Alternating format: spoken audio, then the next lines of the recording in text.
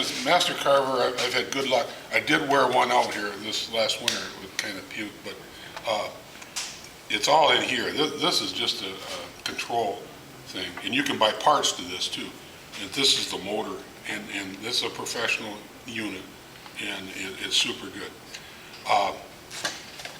And I told you how I got started with the copper, and it just draws people in. The best example I can give you recently is Kathy. I think you all met Kathy, and she's worked with me for a little over a year now, and she's really, really progressed. And a couple of weeks ago, almost a month ago now, we had a thing called the Lunapalooza. They're trying to help out the Senior Refuge as they're building, and they're making money, and I contributed a carved loon, and she contributed a turning that she did. She did it really well, but it wasn't huge. But on the top of the turning, I happen to have some, talk about drawings and that kind of thing. And I keep a file that's got all the little things that I make. And she wanted to know if I didn't mind if she used the turtle. I said, no, you can use anything you want. So she did one, and it had a little bigger opening, and she had this hasn't got a finish on it. She hammered it out, put a nice finish on it, and set that on that. And over the Senior draw at the auction, she got $500 for that bowl. And everybody, I was listening to people, the silent, the kind of auction, you step up and put your name on them, and the price goes higher and higher. And so she got $500, and most of the people were talking about the turtle on the top and how neat that looked. And that's, there's 20, 30 cents worth of copper, and they were willing to shell out some money to get it. So anyways, there's two ways to attack this. One is you cut some copper spheres, and I should mention that too. You can go online and buy copper sheet, and I'm not real good at the gauge, but it's one of the heavier gauges of copper. You want something like that, and I get sheets this big, and I've probably gone through a dozen of those. And every now and then somebody will donate. Oh yeah, here's a quick story here. You remember Doug and his wife's girlfriend? Yep. And they came over to my place years ago, and she wanted to get started into turning, and so I worked with her for a day. And when she left me a copper tub this wide, that tall, out of this. It looked like this, which is, for me, is perfect because it's got some character, and it's heavy copper. And she said, I want you to have this, and I want you to know, for years, I've changed the oil in my car, and I'm out there 20 below zero in the winter, and this thing caught the oil. She said, I'm not doing it anymore. I'm giving it to you. And that's all I got left of it. But I just imagine a 75-year-old lady, 20 below, under a car in the winter. Ooh, you need to quit that. So you can turn something and turn in a piece here and then cut a piece of copper to fit it. Or you can make the copper thing, a turtle or whatever, and cut the wood to fit that. That's something you have to decide what you want to do. And what I'm going to do here today, I'll go as quickly as I can, is I want to make this a domed piece, and it fits here. And if you're trying to fit a piece of wood, you want to have it so it fits in there when it's flat. Then, and I'll hammer this out, and I'll use the dome form here and make this dome, and copper is malleable, which means it stretches. So it shouldn't make this a whole lot smaller. What you don't want is to end up with something that's bigger, and I don't think we'll get there. Hope not. But you can adjust it if you do. So the first thing I'm going to do is get this ready for the feather. We're going to put a feather on the top. This is feather, and this is noisy. And one thing you need to, if you want to texture copper, you want to make it look aged. I don't know if you look at the bottom of that, see it's all dimpled and whatever, and that quite frankly, that turtle came off of, one of the last pieces came off that. Yeah, but I want this, and I want this new piece to look like that if I can get there. You know, we talked about coloring things. I've experimented with coloring copper, and I know there's people that know how to do it. I've got some right now sitting in different vinegar and this, and not having a lot of luck with that. I think the thing that colors it the most is hammering it and heating it. So And wearing it yeah. against your skin. Well, yeah, I don't think you'd want to wear this against your skin. And you need a piece of steel. If you try to do this on wood, it won't work. That's why I'm doing this here, because pounding against the metal will leave permanent marks. And that's what I want.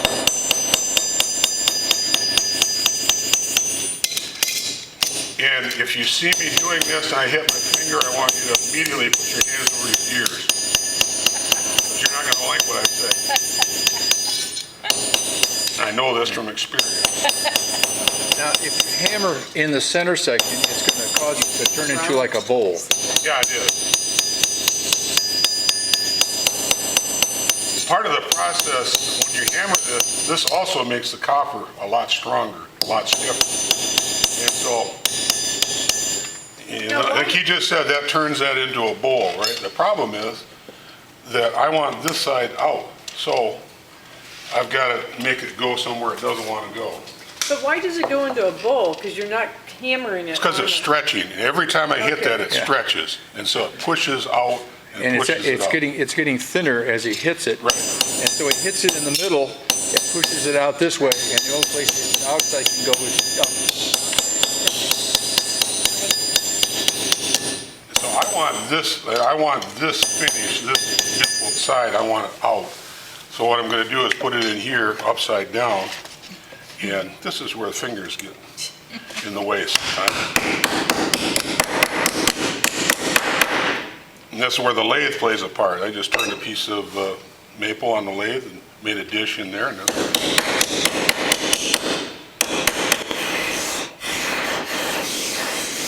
thinking here of all the times I've dipped the end of my finger. Makes me queasy.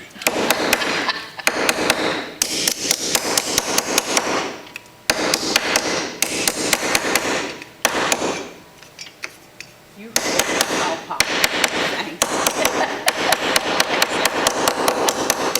Something about copper. I've tried to use brass, bronze, and other stuff. Just not so attractive. My opinion, of course. Copper is softer. It's what? Softer. It's softer. Softer than brass. Right. What about silver? Silver would work too. Now, if you want to donate some silver, I'll take it. I think silver would be great, but ooh, Yeah. that would drive the price up a little bit.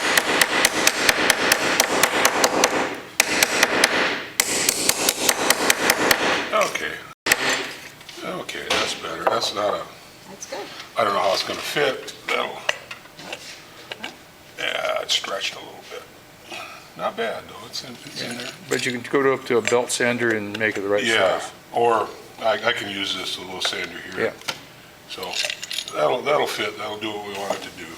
And the tip that you have in this, those are just like standard that you buy? Yeah, you can buy these. These aren't expensive at all. There's a little rubber thing in there, and yeah, I've got 4 or 5 of those. And you change the drum on the outside. Yeah, I just changed the drum. Yeah. Yeah, I have a Dremel, and it's the same kind of trip. well, I didn't mean to say bad things about drums. But understand, I've been a carver for 50 years. And I've learned a few things. Now, my Dremel also has an extension cable on it so that you hang the Dremel up on a pole and the cable comes down, and now you're working with the tip on the end of a cable. There you go. Stay away from drums. To each their own.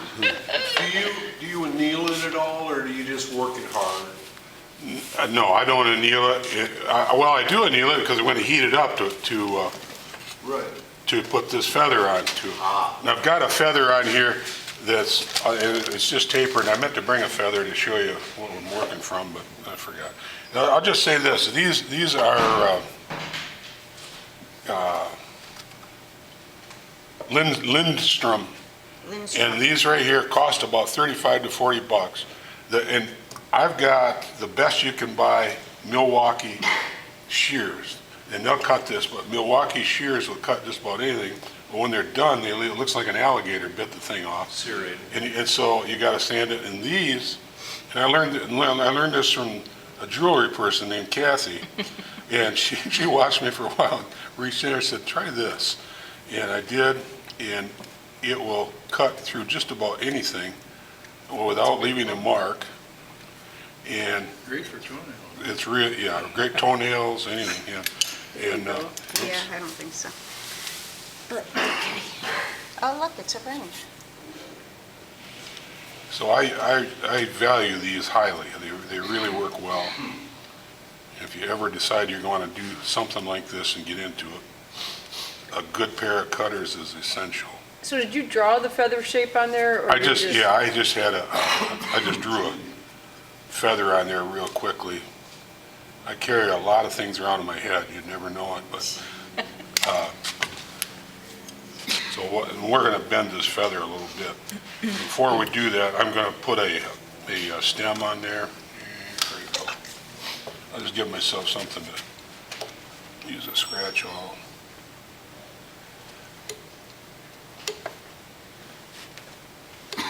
Just put a couple lines on there. And if you ever have excess .45 caliber handgun casings, they work really well for that. Oh, isn't that funny? You made this. Yeah, I've made dozens of those, yeah. I've lost dozens of them for some reason. I'm just gonna cut that up. Osage orange, your hand? I don't know Sure what looks that like is. it. Yeah, Sure just- does. yeah, it probably is, because I had a bunch of that. Grain on there. I had some of that for a while. Okay. Cut here, You ever cut too much? yes. So the big old tin snips do. Yeah, that's why the big old tin snips are not any good. Yeah, you can miss. Like I say, this does you can cut little bitty pieces. If you looked at those feathers on the tops of the turnings that I brought, you'll notice right now down near the butt end of the feather where it goes into the bird, and when those are pulled out, there's feathers that curl, and we're gonna do that, yeah. Little fuzzies. Little fuzzies, and that makes them more realistic. I'm going to hammer this, and then I'm going to just quickly sand this corners off, and then we'll cut those curlies, and then we'll glue it while we're soldering it together. So hang on.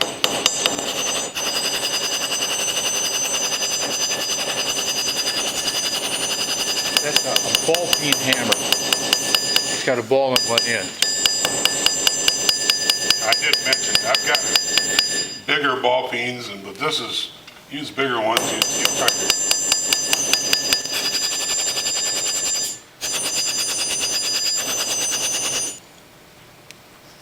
Smaller one has less impact, so you're working it with time.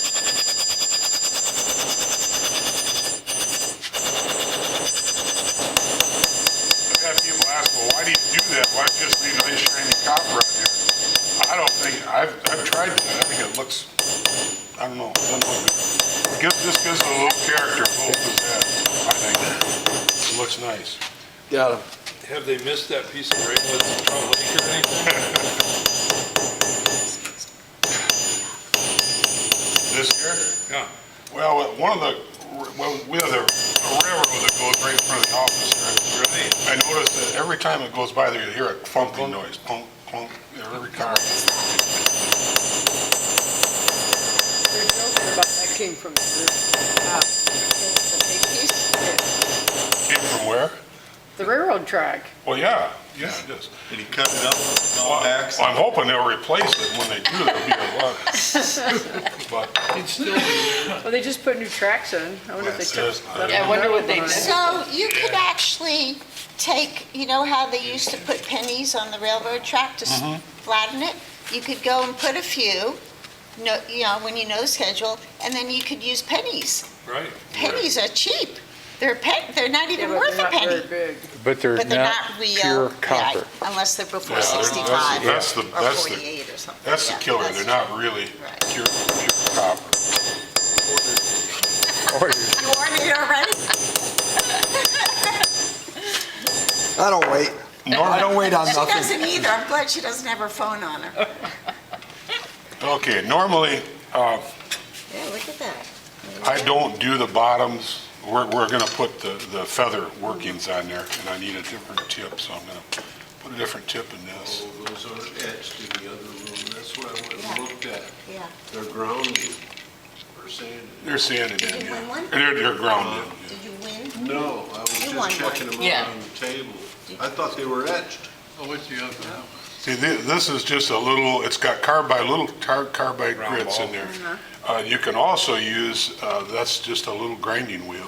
I use this for doing, when I do wood. It's like a Dremel fit that same. So is that, Just like the Dremel. Like the Dremel, I like the Master Carbide. is that like It's the only one I diamond? got. Is it the diamond head? What kind? This here, or? Yeah. Yeah, that's just a grinding wheel. It's like you sharpen your tools on. Okay. Well, it's tiny. So it's not interchangeable with the Dremel? Yeah, they are. Oh, it is? It's all the Yeah. same parts? 1/8" shapes. Yeah, it's a shaft, just like a drill bit, whatever. So we have the drill. There's two, You You already We just have the need bits, to buy that. yeah? there's two kinds of, there's I know you do, but we need to 1/8 get that. and 3/30 seconds. 3/30 seconds a little bit smaller. You do that for Dremel details. has different ferrules that'll fit Yeah. different size shanks. Yeah. For this. Yeah, so does They'll this. all work in a drum. But we don't want to say the D word. You can use it and buy another one, and buy Dremel, another one, Dremel. buy another one. Watch out. I'm kidding with you, because I do more carving probably than anybody in the UP, I think. And so I use them a lot. Yes. And So that's a good testimonial. they last. And if you don't use them a lot, you're just fine. I'm just gonna draw a line down through here, which isn't easy because We should- it's all lumpy. We Somebody's should beat have it you all up. say that and record it and send it to the company, and then maybe they'll donate a few. Yeah. Right. What about those of us that own Dremel stock? I feel bad for you. I know it's done pretty well. You know, it really depends on the rate of use that you have. Yeah, well, you got a tooth problem, I can handle that right now too. So Full service get shop. some people to hold you down. We did have somebody that showed us how he drilled little holes in the wood and he used a dental drill. Yep, yeah, Tom Jacobson used to Yeah. do that, yep. John Jacobson? Tom. John. So Sam, we'll come to your house next for a demonstration. Okay, now I'm gonna You're put welcome to the, come to my shop. I always tell everybody they're welcome to my shop, Mackinac City. I'm gonna put in what he was talking about, the Oh, feathering heavens forbid. part, and do it like Then you this. take us to the stump part. Yeah, look kind of made to simulate the quills on a feather. The pieces of the feather which are always slanted towards the tip of the feather. Does that hurt when you hit yourself with that? Yeah, you'll know, like I say, once again, put your hands over your ears.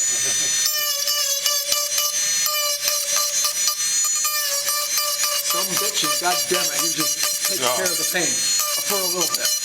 A little bit.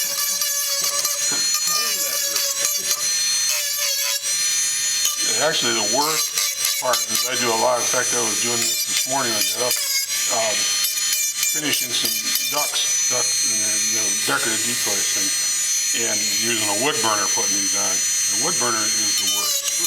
Ugh. It'll burn you. It'll burn you and it stays with you a while.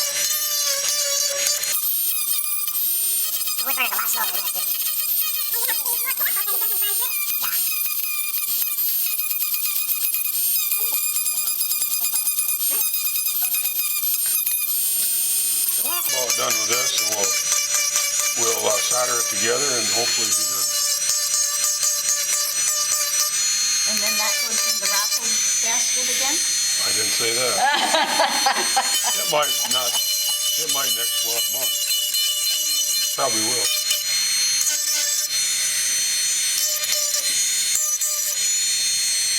We'll see how it turns out. Yeah. Okay, that's enough of that. Oops, where did my, oh no, there I it is. like the quick release on that. Who's gonna turn it? That makes it nice. Yeah, Yeah. that makes it real nice. Better than a drum. We'll be in the shop another week. Just add it to the cart. Okay, I'm not gonna do anything with that. What I will do now is, remember those curly feathers that we have at the base of a feather? I'm gonna take this and carefully carve there,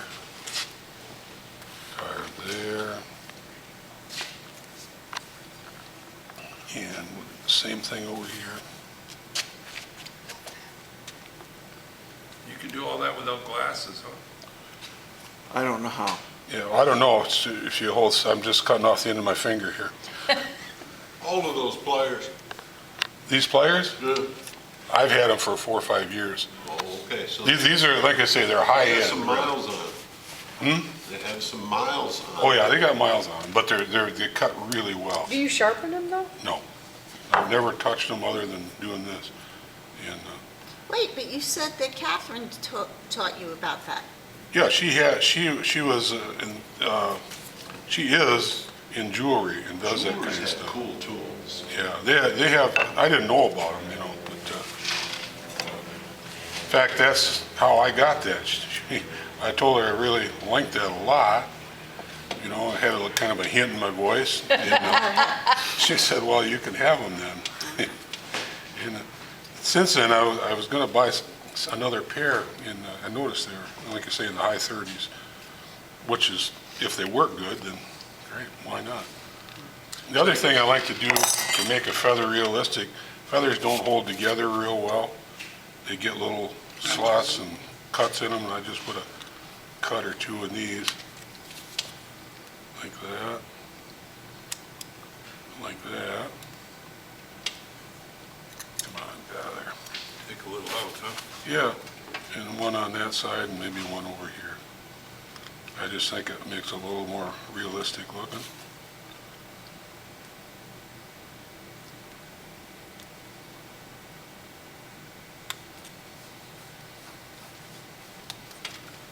You don't need any real feathers, do you? I got some geese on the front yard that are bothering No. me a lot. You know, I'm a hunter. The neighbor's dog won't come over often. You could take their feathers and put them in epoxy, right? It stabilize them and make them nice and hard. Yeah, put the goose in epoxy. He might object to that. Yeah, Bend these you all can borrow over. Sam's vacuum pot. We'll get them in there. Just bend these out just a little bit. Okay. Okay. I'll sand these into this. Boy, do they fertilize your side of the You shut wall. it off. I shut it off, yep.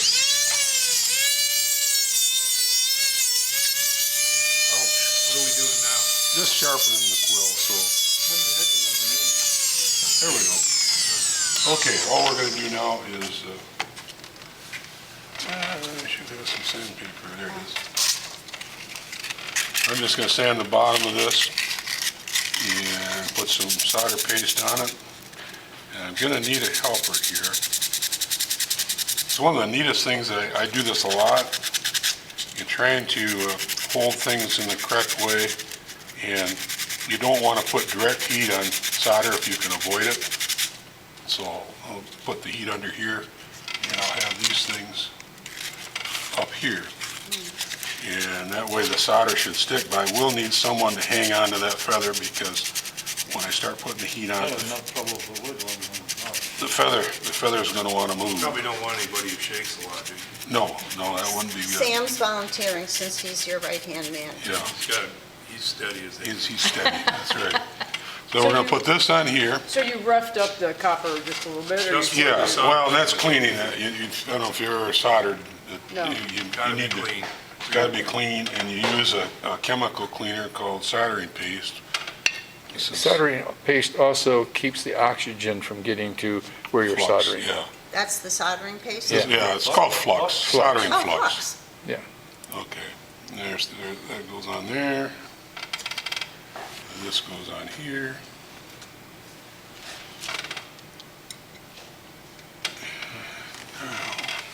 Now, you could pre-solder a spot on each of those and then just heat them up and they would adhere together. I've not had good Spoken luck by with the that because it engineer. allows the air in. Sometimes, especially with this, there's only one little, and I find that I have to redo it all the time. I don't like Do doing they that. call that tinning? When you do Yes. both? Right, tinning, right. But I don't know. What I do works, and so that's what I do. Okay, I might want to stand a little bit back. This is not propane. If I do some silver soldering, I have to have Map, yeah. wire for that. Okay. Hang on a minute, don't, I'm going to heat this up. When I get it heated up, let's see what happens. Yeah, it wants to slide, right? So just hold it on there, right?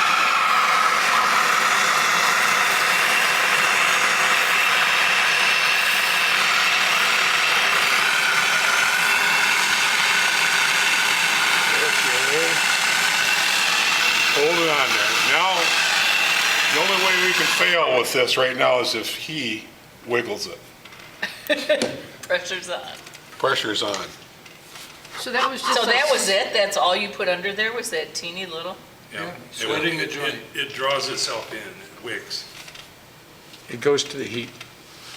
Yeah, if we had a little bit of water on there, it Yeah, wouldn't that's how hurt. they but- join copper pipes together, it sweats How in. much water do you need? Whoa. Just a little bit. Like a drop? Moving it Yeah. all, yeah, it's still On top? moving. Where do you want to drop the water?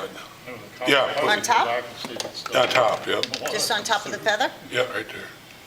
Of course, it doesn't want to Need go. a little more than that. 3 drops. Now put your finger on it. No, All you have to do is take this out Charlie. and hold the straw. You can put a drop. Just pour a little on top. Yeah, just pour some on there, that's it. This is not a neat job. Move your flux. Oh, that's cool. Do it again. Watch your flux container.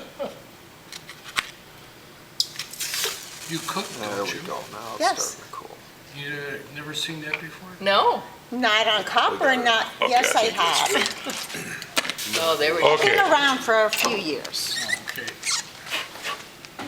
and see, you've got a little color in it, a little, maybe not as much I want, but what I'll do is take some steel wool and shine that, and it really shines up nice. And that would shine the high spots. So there we go with a, Beautiful. and I don't know, I just think it gives It's a little. gorgeous. Love it. Love it. Nice touch. So how do you, all right, we'll ask you later. They keep the bark on you, Steve. Just to show, because I brought them, there's a pattern for something that's a little bit bigger, a turtle. People like turtles, I've noticed. I gotta start carving them. See it. A bear, I Oh, put the those on. bears, yeah. A canoe, Oh, I started canoe. a canoe and I haven't Yeah. got it finished. I think I brought one in a month ago, I had a canoe. You did have a canoe. Yeah, and for that, I just cut a narrow slot in there, set the canoe and did it. Okay. So, in your imagination, you put flowers, anything you want, but that's it. And Thank you, tried Thank to you. Good, yeah.